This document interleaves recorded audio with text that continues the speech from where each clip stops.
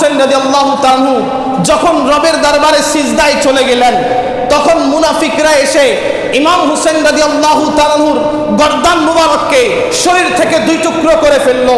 তারা ইমাম হুসেন রাদিয়াল্লাহু তাআলা আনহুর কাফেলাকে নিয়ে সেই কারবালার জমিনে হেঁটেছে, ঘোড়ার মধ্যে সওয়ার করেছে, বাজারের মধ্যে সওয়ার করেছে। ইমাম হুসেন রাদিয়াল্লাহু তাআলা আনহুর মস্তক মুবারককে তারা তীরের আগায় নিয়ে, বর্ষার আগার মধ্যে নিয়ে ঘুরিয়েছে।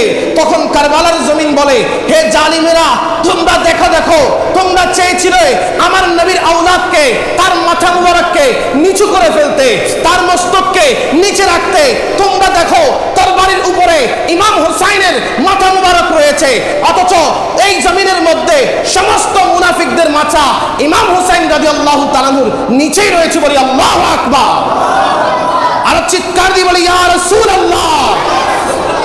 আপনি হাজার হাজার লক্ষ লক্ষ মানুষ পাবেন যাদের নাম হাসান, যাদের নাম হুসাইন, কিন্তু একজন মানুষকে দেখাতে পারবেন না যার নাম ইয়াজিদ। কথা বলেন ঠিক কিনা?